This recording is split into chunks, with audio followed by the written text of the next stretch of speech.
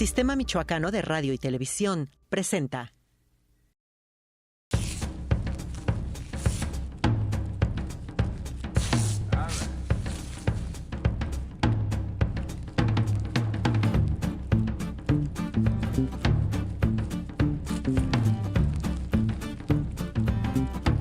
Muy buenos días, muy buenas tardes, muy buenas noches. Este es su programa El Planeta de los Changos.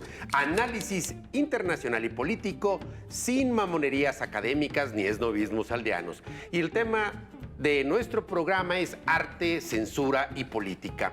Y para discutir este tema, invitamos a Carolina Sistos, historiadora del arte. Carolina, bienvenida al Planeta de los Changos. Ay, muchísimas gracias, Sergio, por invitarme a tu espacio y un saludo a toda tu audiencia. Oye, pues este tema lo seleccioné a partir de la polémica generada por una exposición en Ciudad de México que se llama La Avenida del Señor, de Fabián Chaires, que también hizo un Zapata, no sé cómo definirlo, no me gustaría decir feminizado, sino un Zapata con ciertos detalles, ¿no? Pero eso me hizo recordar todos los casos de obras de arte que han sido o censuradas o incluso condenadas desde el poder, sea religioso o sea político, ¿no? El arte degenerado de los nazis, la destrucción de los budas, en fin. ¿Tú cómo ves todo esto que ha acompañado prácticamente a la humanidad?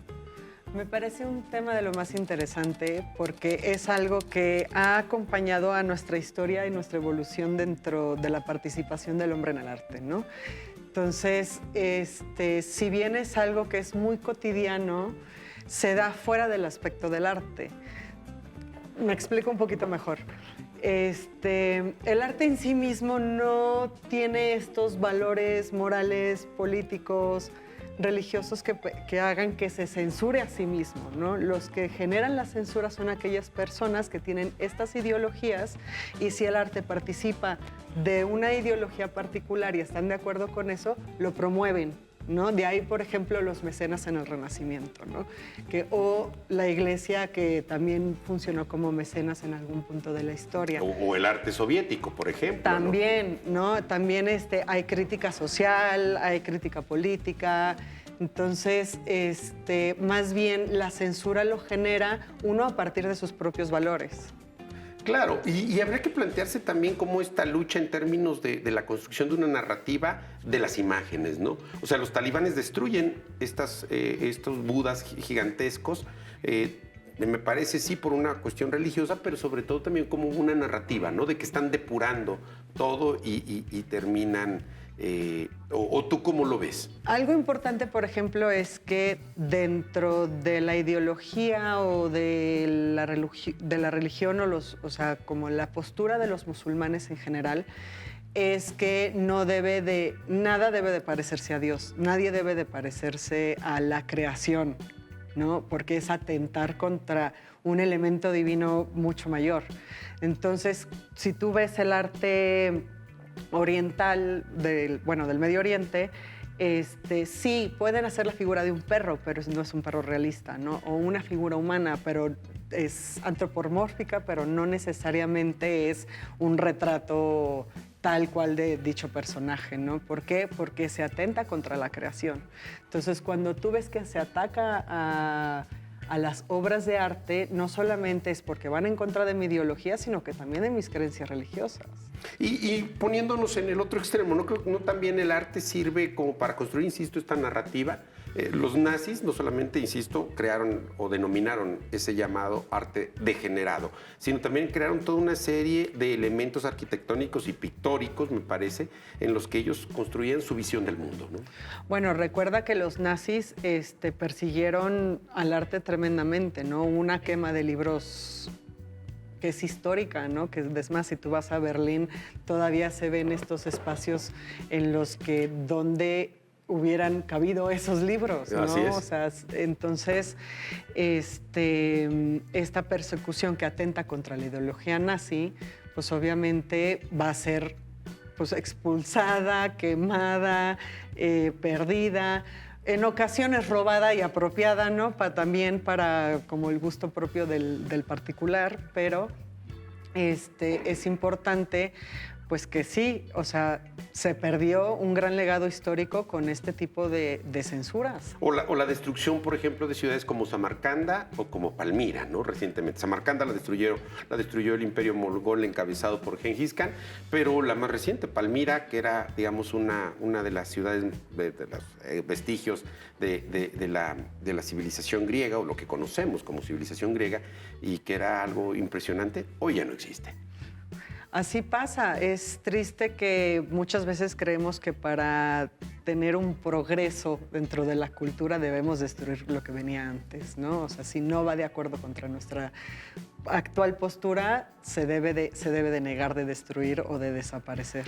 Y ahora, la censura surge a partir justo de valores estéticos, perdón, solamente de valores políticos, o también hay valores estéticos en los cuales alguien dice, no me gusta cómo pinta el Greco, son figuras demasiado andróginas y mejor regresemos a los pintores que ensalcen o que se coincidan más con una visión. ¿Tú qué opinas? Más que censura, me parece que es una regulación de tu juicio estético, ¿sí? O sea, uno tiene absoluta libertad de consumir lo que le parezca, lo que crea adecuado con sus propias visiones, posturas, su propia moral, su propio sentido del gusto estético. Entonces tienes la completa libertad de escoger si te gusta el Greco o si te gusta Picasso, si no te gusta ninguno de los dos. Pero más que una censura, es un juicio del gusto. Me parece interesante. Ahora, también el arte como un arma política, que podría, ahorita que dijiste Picasso, el célebre cuadro de El Guernica, ¿no? Que tiene que salir además de España, que no yo creo que estuvo bastantes años, cerca de 40 años, me parece, exhibido en Nueva York, la obra del Guernica, donde Picasso denunciaba el bombardeo justo de la aviación alemana en contra de esta población española, ¿no? Y es importante si el arte expresa, evoca. Entonces, tampoco el artista está libre de ese juicio de valor, ¿no? O sea, se pretende que muchas veces en el sentido del arte el artista sea completamente objetivo, ¿no? Pero ¿cómo niegas la humanidad del artista? ¿No? ¿Cómo va a negar su visión política, su historia familiar, su contexto histórico, todo lo que lo compone como ser humano? Lo va a estar expresando dentro de su obra. Ahora, ¿son instrumentos o protagonistas? Pensemos en los muralistas mexicanos, a quienes Vasconcelos invita a decorar los muros de la Secretaría de Educación Pública, y al inicio le critican a Vasconcelos, digamos, los críticos de arte de ese momento, dicen, parece que está haciendo pulquerías, ¿no? En alusión a los murales que se pintaban en las pulquerías. Diego Rivera, Siqueiros, Orozco, pintan la visión del régimen, la visión que quiere construir el régimen. Exacto. Pero ¿fueron instrumentos o protagonistas de ese proceso? ¿Tú qué consideras? Te puedo decir que puede ser micha y micha, ¿no? O sea, yo creo que efectivamente en inicio eran instrumentos para promover la nueva ideología del gobierno en su momento, ¿no? De esta nueva, de nuestra raza de bronce, de este concepto de nacionalismo, ¿no? Pero eventualmente ellos también se suben al barco y saben utilizar ese movimiento para crecer ellos y expandir su línea de trabajo. Y ahora lo interesante también es cómo este cuadro que le encarga Rockefeller a Rivera, ¿no? Y que ya cuando lo ve Rockefeller lo manda a destruir, ¿no? Porque puso a Lenin es decir, no solamente esta censura, o como tú lo llamas, la selección de valores estéticos. Rockefeller lo que no le gusta es el contenido político. Él contrata a Rivera pues porque le gusta cómo pinta, pero no el contenido. No, aparte también era como, en esa época él estaba muy en tendencia, estaba muy conectado, tenía muchas influencias, entonces claro que era muy fácil tener acceso a personajes como Rockefeller, y una parte de un poco de resistencia de Diego Rivera a este ente tan grandísimo que fue este personaje. Ahora imagínate, pues es como un pequeño nodo a decir, sí, cómprame la obra, sí, te la pinto, pero al final del día yo voy a tener mi toque y te voy a hacer una crítica importante. Claro, y se hace más famoso, ¿no? Al destruir el cuadro que... Exacto, entonces genera mucho más interés y genera mucho más discusión, ¿no? Entonces, lo disruptivo en el arte también es una forma de resistencia a lo que está sucediendo en la sociedad, ¿no? Sí, y en este sentido, como me gustaría que lo abordáramos un poco más adelante, esto que tú señalas, pero como por ir tratando de agotar, bueno, no de agotar, sino abordar un poco más este papel de los artistas, particularmente, porque ahorita prácticamente estamos centrándonos en los pintores, ¿no? Quienes hacen, o arte gráfico, pero pensemos también en quienes, los arquitectos o los que diseñan los espacios, también tienen esta carga, ¿no? Bueno, sí tienen esta carga, pero no creo que de la misma manera. Vamos a quedarnos aquí, vamos a un corte y retomamos esa discusión que está muy interesante. Gracias. Regresamos.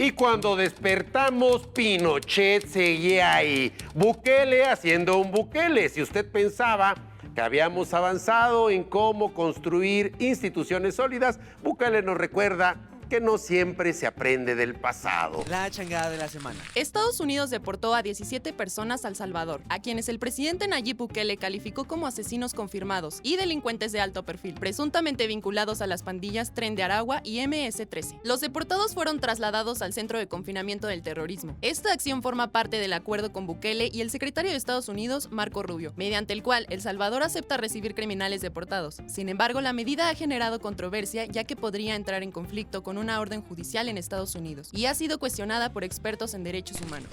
Regresamos y a ver esto que planteabas, ¿por qué el arte gráfico, el arte pictórico tiene más impacto que la arquitectura? No que tenga más impacto, pero sí es un impacto diferente. Por lo general, los elementos visuales nos ayudan a interpretar de mejor manera, ¿no? Los elementos gráficos. Y hay un sinfín de interpretaciones.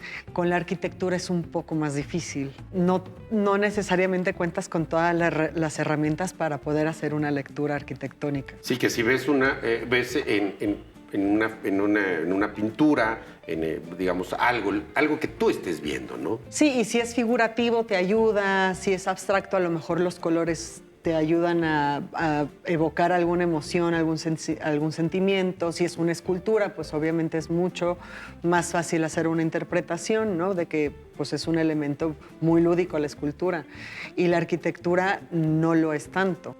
Sí, ahora me gustaría que abordáramos esto que tú ya planteabas, ¿no? El elemento disruptivo en el arte. Lo disruptivo en el arte es justamente esta manera de sacudirnos, ¿no? Es un arte que por lo general no es placentero, que te evoca por lo general emociones negativas o te provoca una reflexión que a lo mejor atenta contra tus propios valores o contra tu propio juicio, con tu propia historia, ¿no? Entonces, cuando estás confrontado con ese tipo de realidad puede generar un choque importante y eso puede generar tu autocensura del consumo del arte. Que diría que no es tan reciente, ¿no? Este famoso cuadro de el origen del mundo, ¿no? Que está es en Cuadro C, donde está exhibido, ¿no? Que es, digamos... De Courbet. Ajá, ese, digo, ¿qué tiempo tiene? ¿Más de 100 años? Sí, no, sí. Digo, es una manera brutal de decir todos venimos del mismo lugar, ¿no? Y aquí está.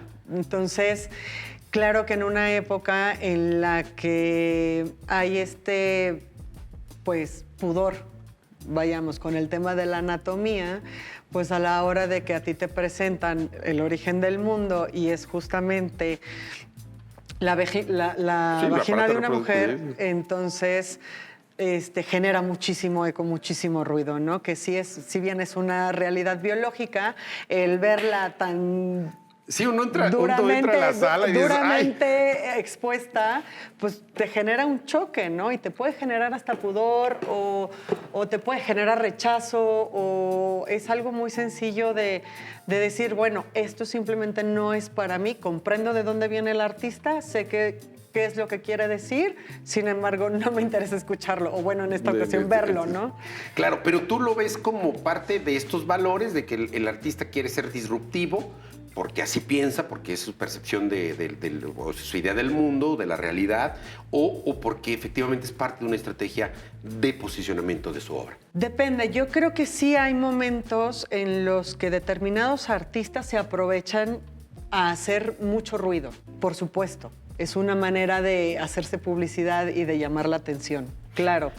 Pero yo generar ese juicio de cuál es la intención real del artista, híjole, pues está dificilísimo. Tendremos que preguntarle directamente a él cuál es su intención. Si es ser disruptivo nada más por llamar la atención o porque realmente tiene una propuesta crítica ante la sociedad o crítica ante la moral o a los convencionalismos. Lo que tú planteabas, ¿no? De esta exposición con cabezas Ay, con los niños colgados de Mauricio Catelán. O sea, tú te vas a dormir un domingo increíble, padrísimo, te despiertas el lunes y lo primero que te sucede en la mañana es que empiezas a ver árboles con niños, bueno, no niños reales. Sí, figuras de niños. Con figuras de niños que están colgados de árboles y eso es absolutamente disruptivo. Pero también hay temas, por ejemplo, que se abordan en el arte como la pederastía, se abordan, no sé si propiamente como crítica social o como un fenómeno que está sucediendo cada vez más o que estamos mucho más atentos a este tipo de exposiciones, por así decirlo, de cómo está sucediendo la cultura de la pederastía o cómo está siendo el tema, porque hablamos mucho de política, pero también estamos hablando de psicología, pero claro, también estamos hablando de un contexto social complejo. Sí, ahorita me vino a la mente el cuadro del Jardín de las Delicias, ¿no? Que está plagado de crítica social o el triunfo de la muerte de Bruegel, ¿no? Es decir, que hay una crítica social ahí, ¿qué será? ¿Hace 500 años?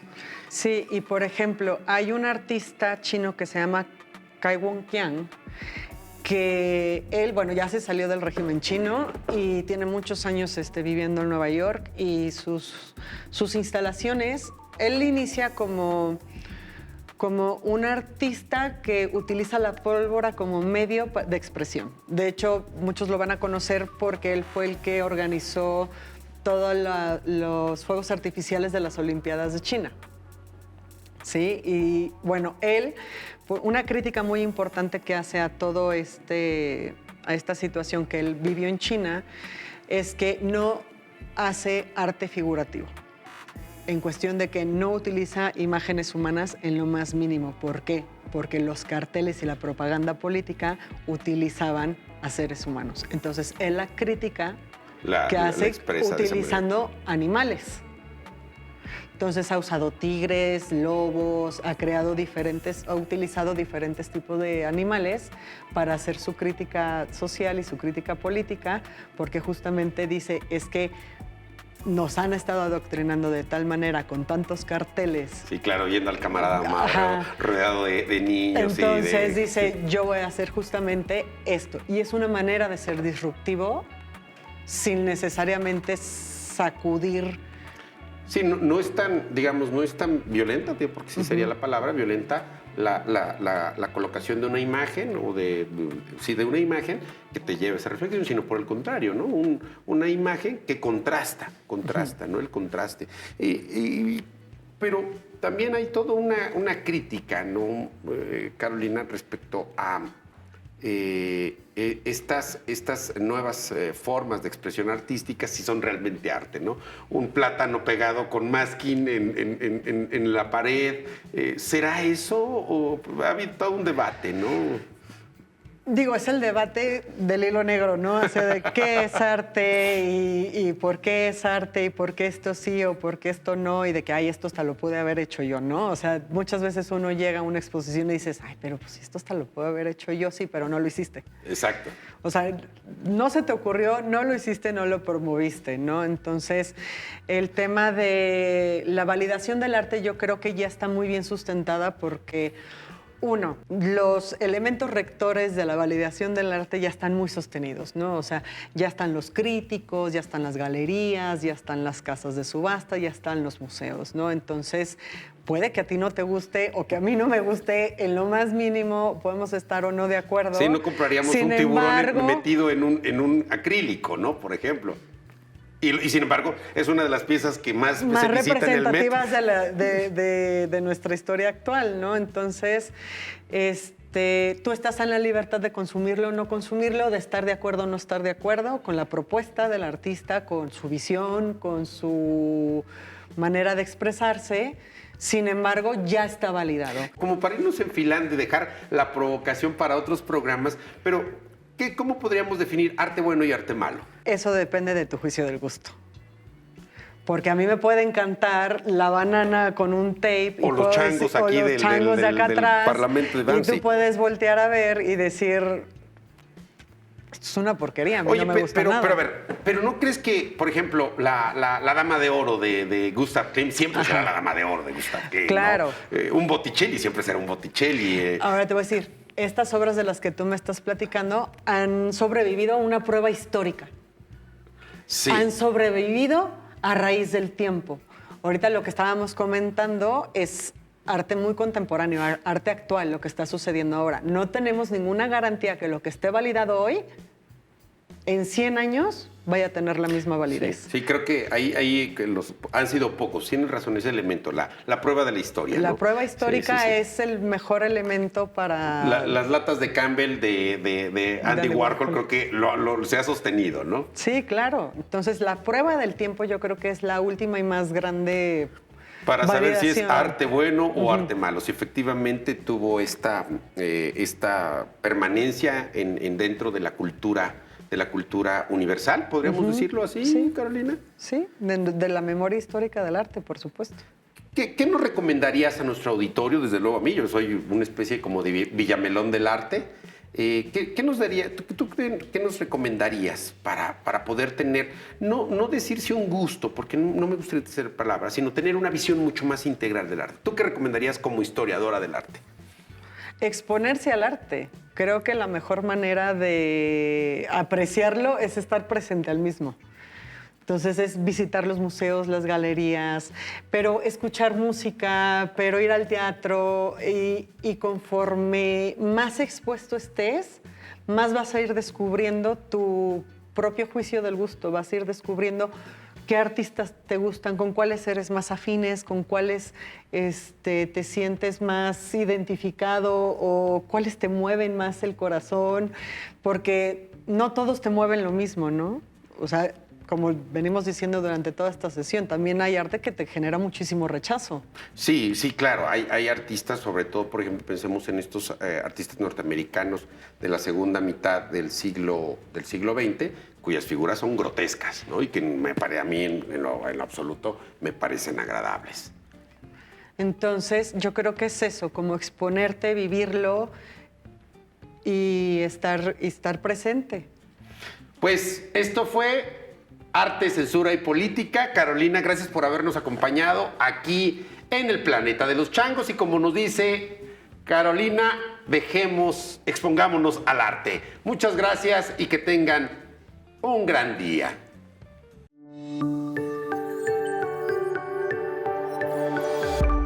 Sistema Michoacano de Radio y Televisión presentó